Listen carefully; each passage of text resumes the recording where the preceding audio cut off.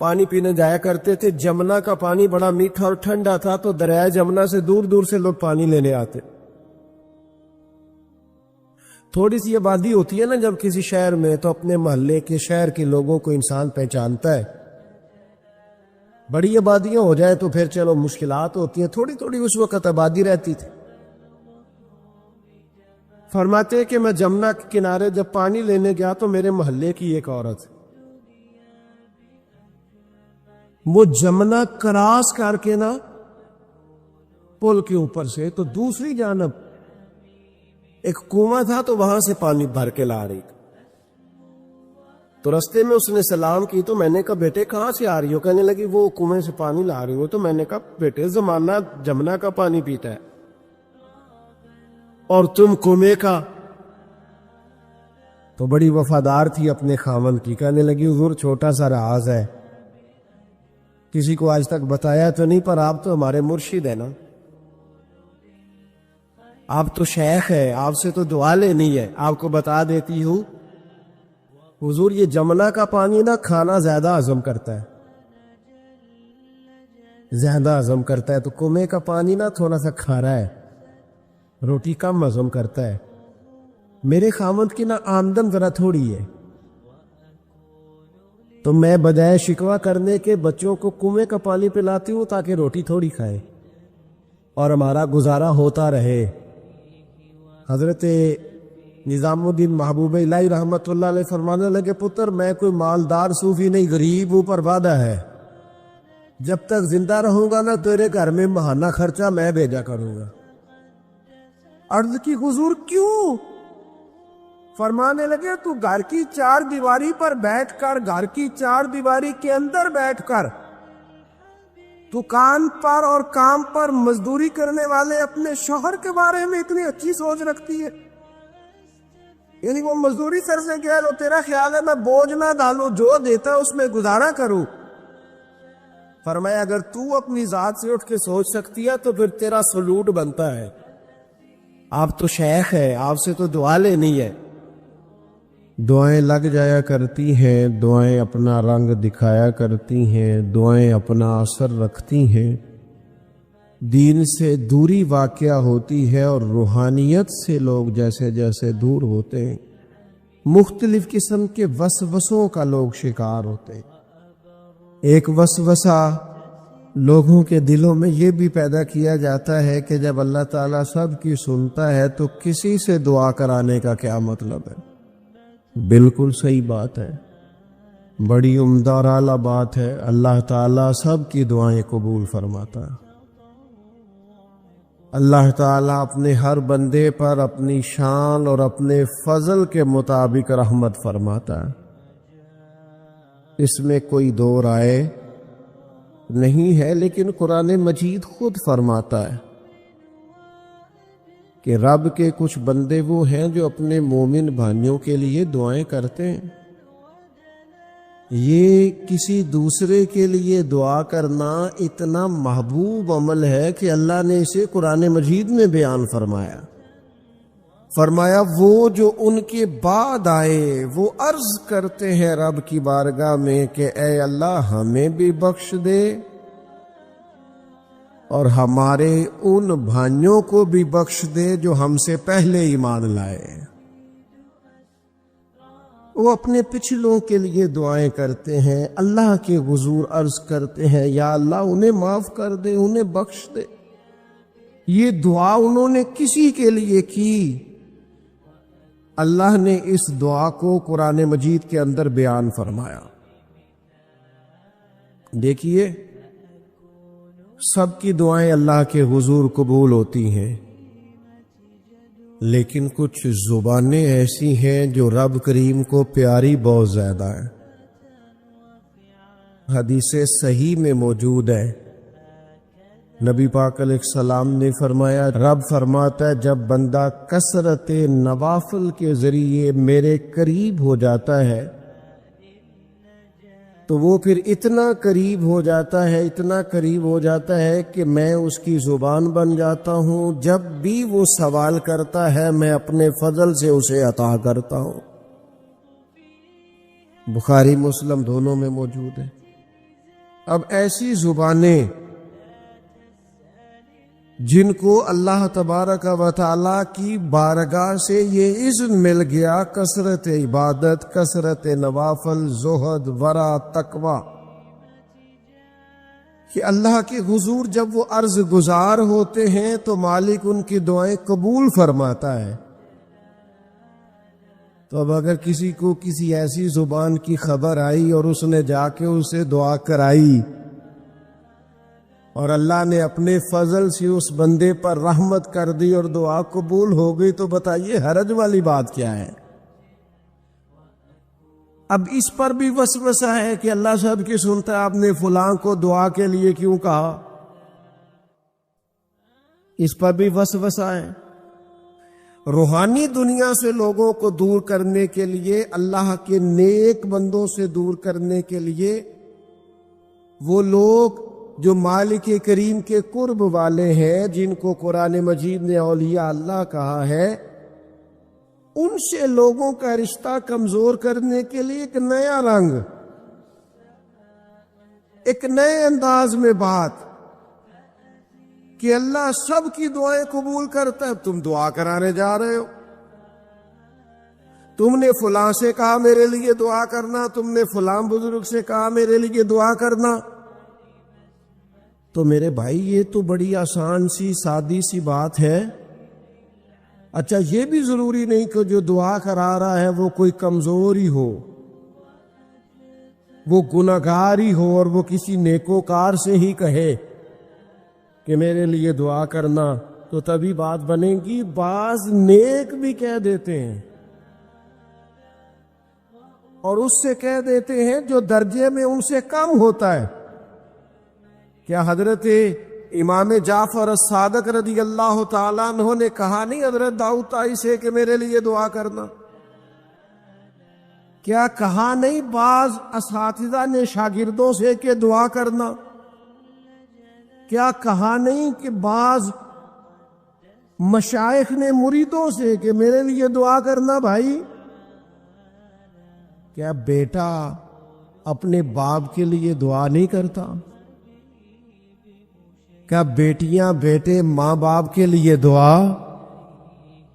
او سنو نا یار، اس سے بڑی میں آپ کو بات کیا سناؤں؟ بخاری مسلم میں موجود ہے، حضرت عمر فاروق رضی اللہ تعالیٰ عنہ عمرہ کرنے جا رہے تھے۔ اللہ کے پیارے رسول، رسول رحمت، محبوب رب اکبر صلی اللہ تعالی علیہ وسلم نے فرمایا، عمر میرے بھائی ہمیں بھی دعاؤں میں یاد کرنا۔ اب بتاؤ اس سے بڑی مثال کہاں سے لائے؟ حضرت عمر سے نبی کریم علیہ الصلوۃ والسلام نے کہا، عمر میرے بھائی ہمیں بھی اپنی دعاؤں میں یاد رکھنا۔ تو اگر حضور جناب عمر سے کہہ سکتے ہیں دعا کرنا،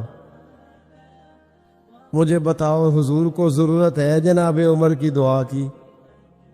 یہ کس لیے کہا؟ یہ اس لیے کہا کہ ہمیں سمجھ میں آ جائے کہ کچھ لوگوں سے دعا کرا لینی چاہیے، کچھ لوگوں سے دعا کرا لینی چاہیے۔ بس اس سے زیادہ جملہ نہیں کہوں گا، کچھ لوگوں سے اپنے حق میں کچھ کہلوا لینا چاہیے، کوئی گواہی اپنے حق میں کرا لینی چاہیے۔ فائدہ ہوتا ہے، اس کا نفع ہوتا ہے، اس میں بڑے راز مضمر ہوتے، اس میں بڑے عقدے کھل جایا کرتے ہیں، اس میں بڑی آسانیاں ہو جاتی ہیں۔ میرے عزیز، نبی پاک صلی اللہ تعالی علیہ وسلم نے فرمایا جناب عمر سے میرے لیے، حضور فرماتے ہیں اللہ کے کچھ بندے ہیں اگر وہ قسم کھا کے کہے نا یا اللہ ایسا کر دے، یہ بخاری مسلم دونوں میں موجود ہے، وہ قسم کھا کے کہے نا لو اقسم علی اللہ لابرہ، وہ اگر قسم کھائے تو رب ان کی قسم بھی پوری فرما دیا کرتا۔ اور میرے بھائی، محبت کے لیے دل ڈھونڈ کوئی ٹوٹنے والا، کوئی جگہ ایسی تلاش کر جہاں سے دعا مل جائے، جہاں سے کرم ہو جائے، جہاں سے عطا ہو جائے، جہاں سے اللہ کا فضل ہو جائے. اور پھر ہمیں بھی چاہیے ہم دعائیں دیتے رہیں. ماں باپ کو چاہیے اولاد کو دعائیں دیتے رہیں، اساتذہ کو چاہیے شاگردوں کو دعائیں دیتے رہیں، مشائخ کو چاہیے عقیدت مندوں کو دعائیں دیتے رہیں، بہن بھائیوں کو چاہیے ایک دوسرے کو دعائیں. چلے آپ آمین کہے. اب آپ نے انکار نہیں کہ سارے دعا مانگے، یا اللہ ہمارے بھائیوں کو ہم سے زیادہ عطا فرما، یا اللہ بھائی کو ہم سے، یا اللہ بھتیجوں کو زیادہ عطا فرما، بھانجوں کو زیادہ عطا فرما، اللہ محلے داروں کو زیادہ عطا فرما، پڑوسیوں کو زیادہ عطا فرما. یہ مانگو نا دعائیں، اس میں بھلا ہے، اس میں نفع ہے.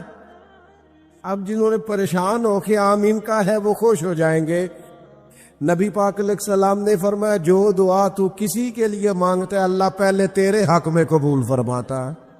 لوگ خوش ہو گئے آپ لوگ. او بھائی دعا مانگے کسی کے لیے، بد دعا نہیں کرنی. کسی کے لیے بھی بد دعا. ہمارے ہاں نا ایک بہت بڑا طبقہ جذباتی لوگوں کا ہے. ہمارے ایک استاد کہا کرتے تھے جذباتی لوگوں سے دوستیاں نہیں کرنی چاہیے، جذباتی لوگوں سے تعلقات نہیں بنانے چاہیے. اس لیے کہ جس بندے کا اپنے اوپر کنٹرول ہی نہیں تو وہ کسی کے حق میں کیا کرے گا. وہ کہتے تھے جذباتی لوگوں سے بچو.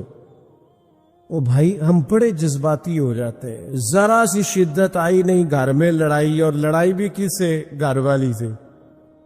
بد دعائیں شروع کر دی، اپنے آپ کو بد دعائیں دے. لڑائی کس سے ہو رہی ہے؟ بہن بھائیوں سے. بد دعائیں شروع کر دی. ماں باپ سے لڑائی ہوئی، بد دعا دے رہے، اور بڑی بڑی تلخ ہو کے، بڑی بڑی سخت ہو کے. او بھائی آپ کیوں ایسے جملے کہتے ہیں، کیوں سخت لفظ بولتے ہیں؟ صحیح مسلم میں حدیث ہے، نبی پاک علیہ السلام نے 3 چیزوں کا نام لے کے فرمایا نہ اپنے آپ کو بد دعا دینا، نہ اپنی اولاد کو بد دعا دینا، نہ اپنے مال کو بد دعا دینا. ایسا نہ ہو کہ جب تم وہ دعا کر رہے ہو تو وقت قبولیت کا ہو. کبھی بھی اپنی اولاد کو، اپنے آپ کو، اپنے اموال کو بد دعا نہ دو. کیوں ایسے جملے بولتے ہو؟ یعنی غصے اور جلال میں بھی جب اپنے بچے کے لیے بات کرو تو پیار والی بات کرو.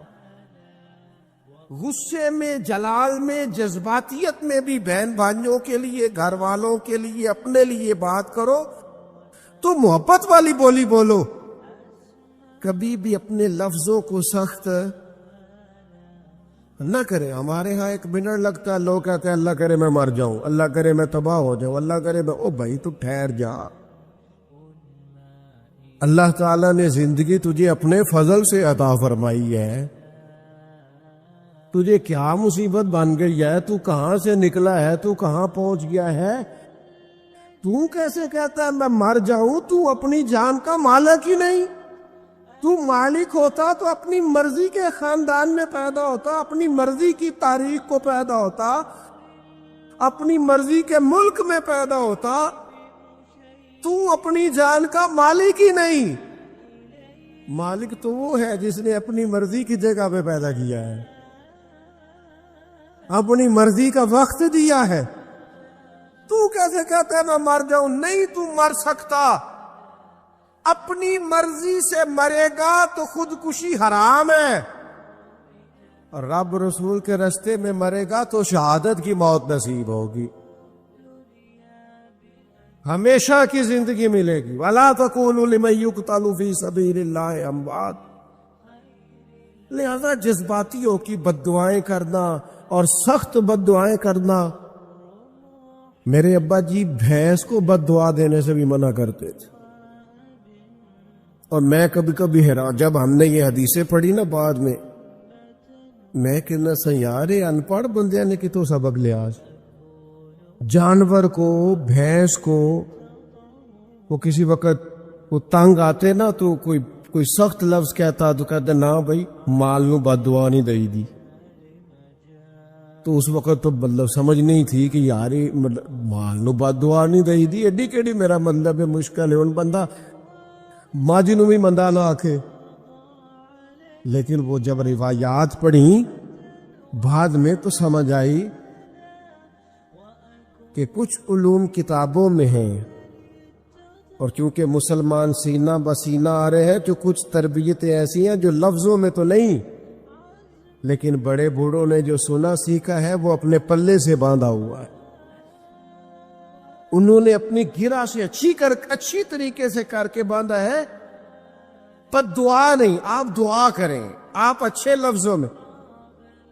اور کوئی بندہ مل جائے نا, میں ویسے نے کئی دفعہ کہا ہے پھر کہتا ہوں, آج کل نا کو میرے جیسے بندے کو چلو اونچی کرسی پہ بیٹھتا ہے, نماز پڑھاتا ہے, پگڑی باندھتا ہے, تو کو بندہ نیک سمجھ بھی لے تو دعا نہیں کراتا, فوٹو ہی لیتا ہے.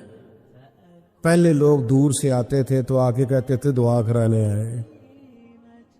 اب وہ کہتے ہیں بڑی دور سے چل کے آیا ہوں جی, بڑی مہربانی. تو کہتے ایک فوٹو مل جائے گی. وہ اللہ کے بندے, ہم دعا دے رہے ہیں تو فوٹو لے رہا ہے.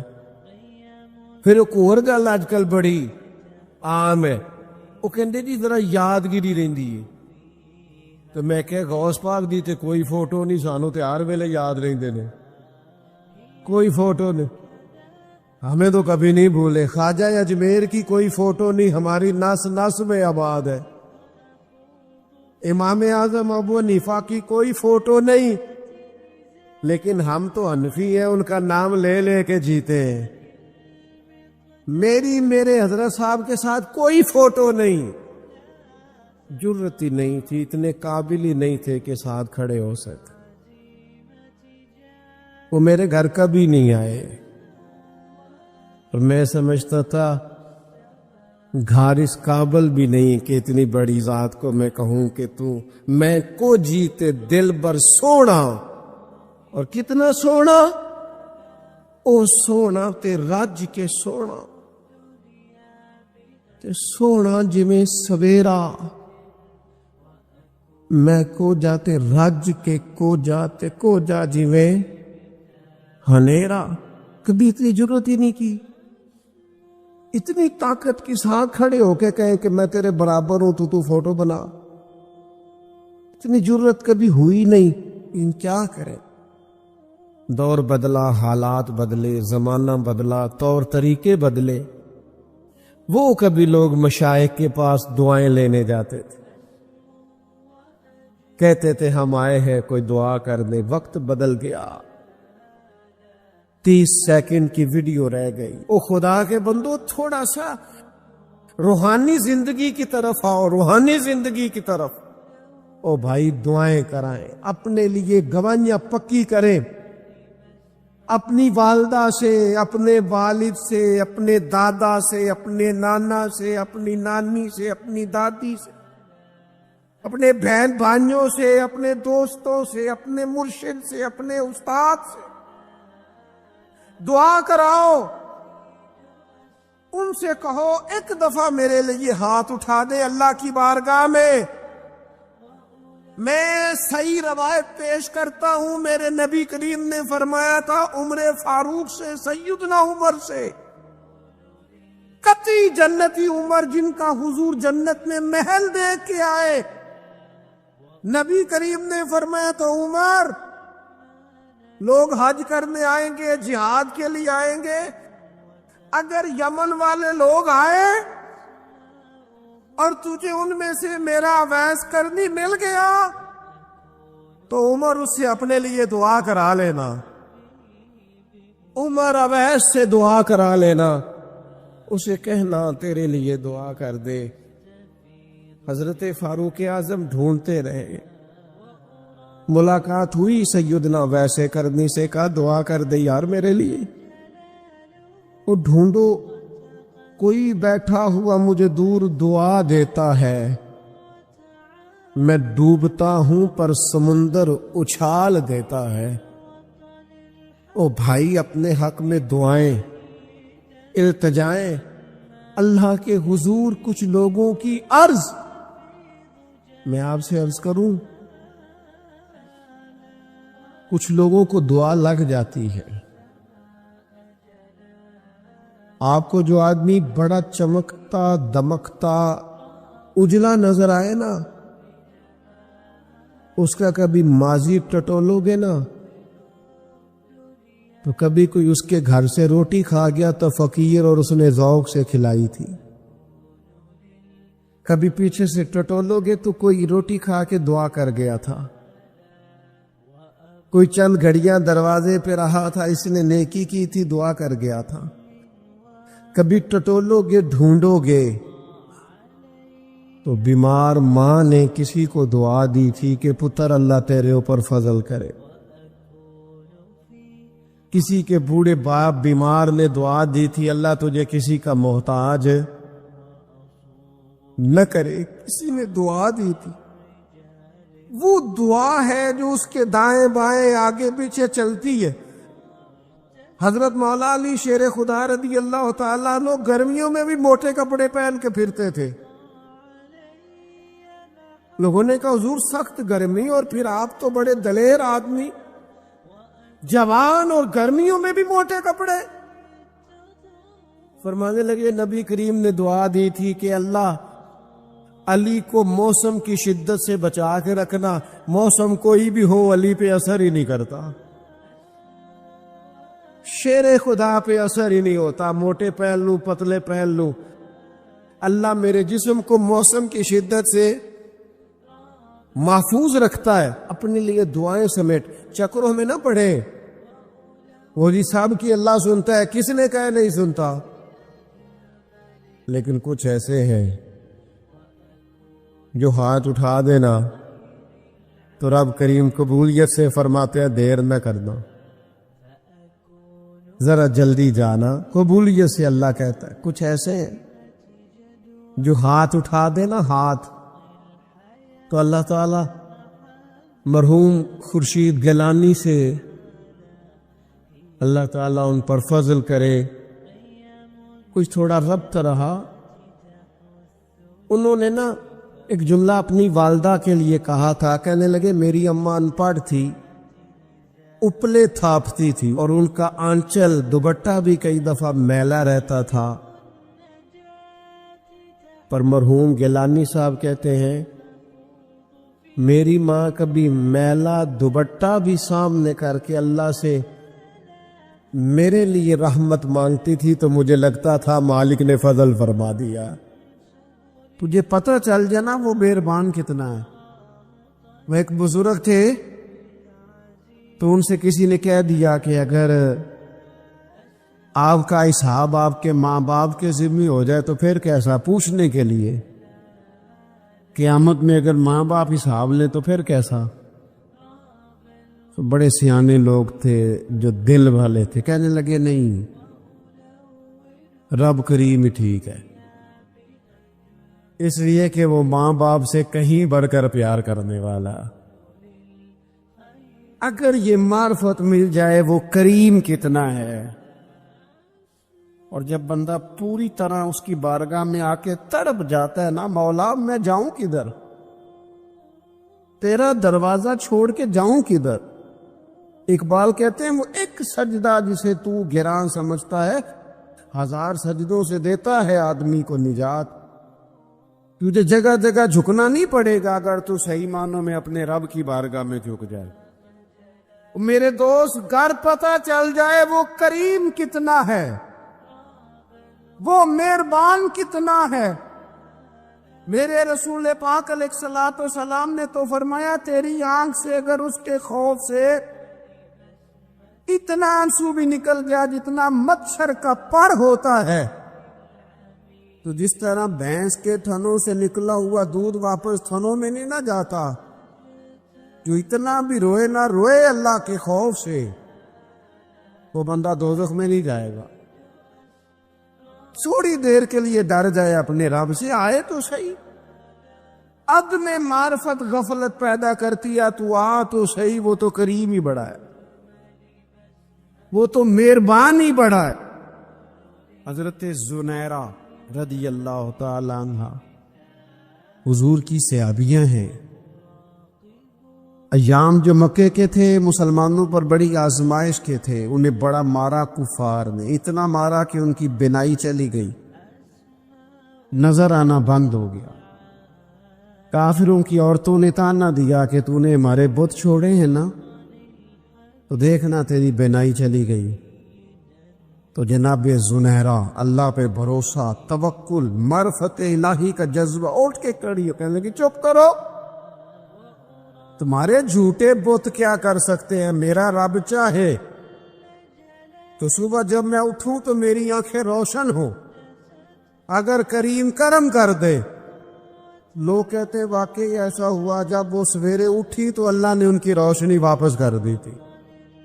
تو میرے عزیز کوشش کرے کہ اس کی معرفت، اس کا کرم، اس کی عطا اور اللہ تبارک و تعالیٰ کے حاضر و ناظر ہونے پر عین الیقین، حق الیقین حاصل کرے. اور پھر برے آدمی کی صحبت بندے کو غافل کر دیتی. غافلوں کی صحبت میں کبھی نہ بیٹھے، کبھی نہیں. غافل آدمی آپ کو غافل کر دے گا. میرے نبی پاک علیہ الصلوۃ والسلام نے فرمایا انسان اپنے دوست کے مذہب پر ہوتا ہے. یہ بہت بڑے لفظ ہیں. فرمایا المرء علی دین خلیلہ، انسان اپنے دوست کے مذہب پر ہوتا ہے. تو دیکھ تو نے دوست کس کو بنایا ہے. جو تیرے دوست کا مذہب ہوگا وہی تیرا ہو جائے گا.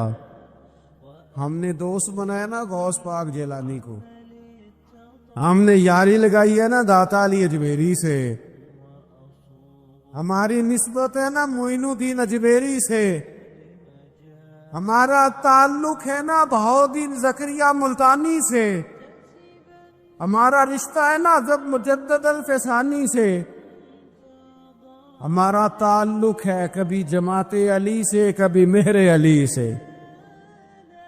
ہمارا ان سے تعلق ہے تو صبح شام ہماری زبان پہ رہتا ہے بالغ العلا بکمالہ، کشفت دجا بجمالہ، حسنت جمیع خصالہ، صلو علیہ وآلہ.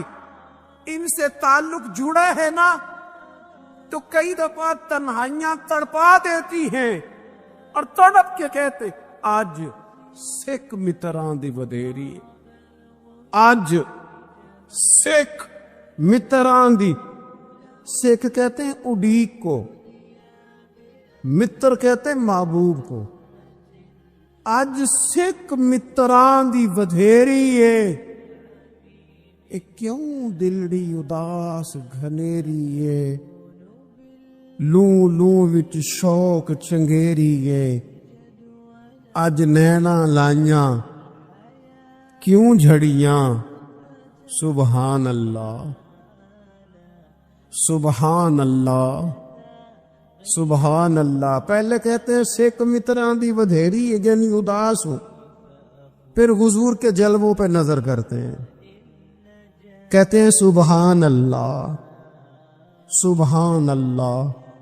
ما اجملک ما احسنک ما اکملک. اور پھر فوراً کہنے لگے او کتھے مہر علی تے کتھے تیری ثنا.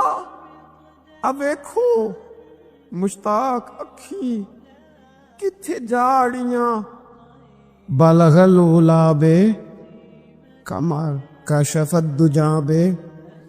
اور میرے اعلی حضرت کہنے لگے سرور کہوں کہ مالک و مولا کہوں، باغ خلیل کا گل زیبا کہوں تجھے، تیرے تو وصف عیب تناہی سے ہیں بری، حیران ہوں میرے شاہ میں کیا کیا کہوں تجھے. غافل آدمی کی علامت ہے برے لوگوں کی صحبت میں. خبردار ان کے پاس نہ بیٹھنا، جن کے پاس بیٹھنے سے تمہارے دلوں میں اولیاء اللہ اللہ کے بندوں کی عداوت پیدا ہو، خبردار خبردار ان کے پاس نہ بیٹھنا جن کے پاس بیٹھنے سے تمہارے دلوں میں حضور کی اولاد پاک کے بارے میں شک پیدا ہو۔ خبردار اس شخص کے پاس نہ بیٹھنا جو امام حسین ابن علی کے بارے میں کوئی کمزور بات کرتا ہو، بچنا۔ خبردار اس سے بچنا جو حضور کے صحابہ کے بارے میں بات کرے، بچنا اس سے۔ یہ سیدنا ابو بکر صدیق کے بارے میں کوئی دیکھو کیا مقدر ہے صدیق و فاروق کے،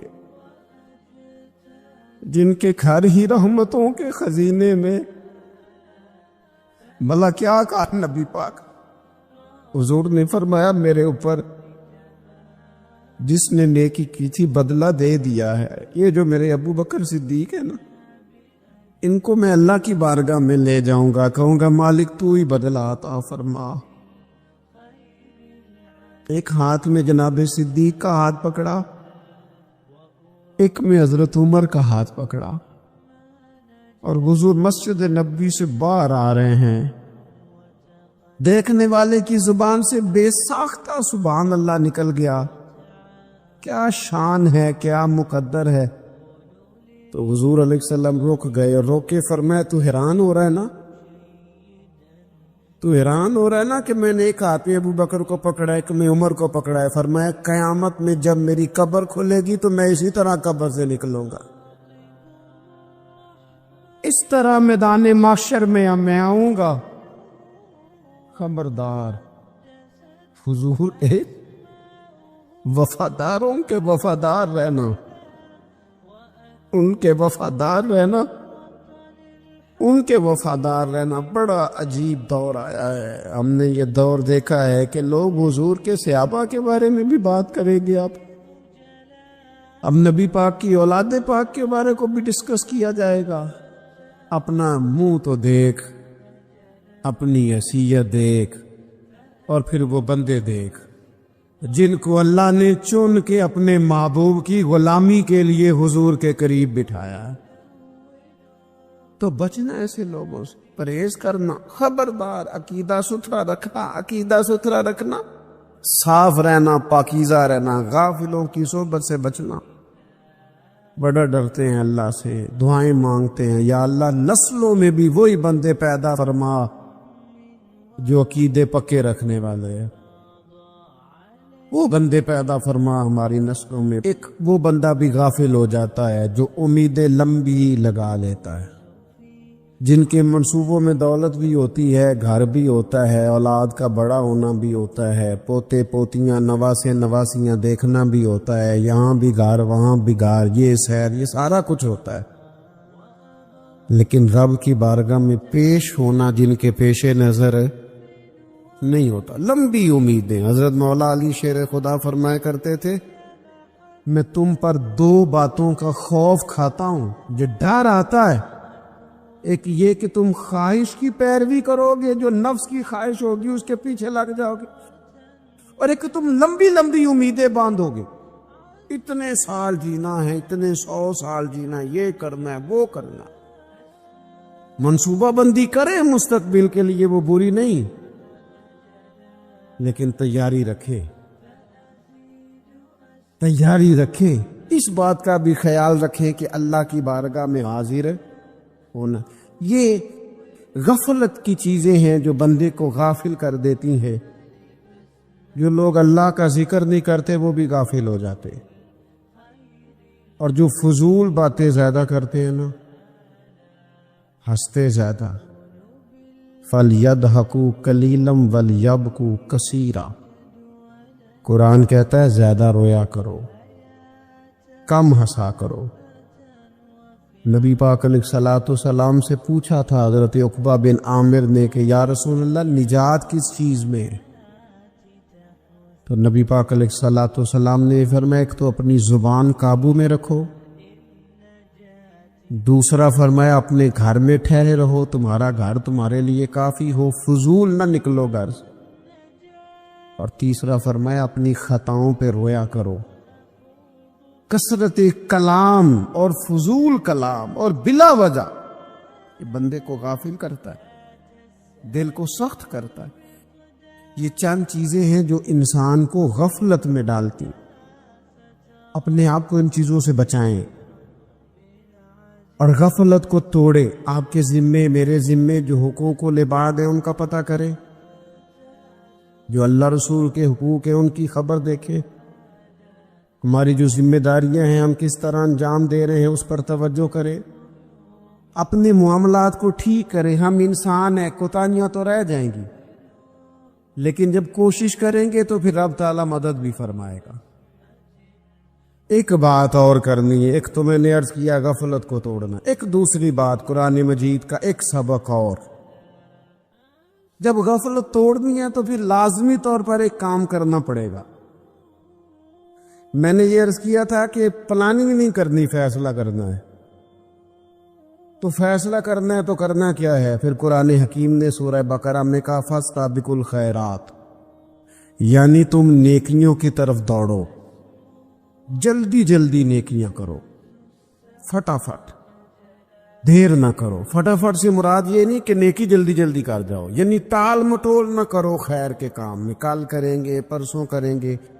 عمرہ کر رہے ہیں پھر نیک ہی ہیں، حج کر رہے ہیں پھر نیک ہی ہیں، بچے بیاہ لوں پھر میں نیک ہوں۔ یہ تھوڑا سا یہ کام ٹال مٹول، فاستبقوا الخیرات، نیکیوں کی طرف دوڑو، جلدی کرو، بھاگو۔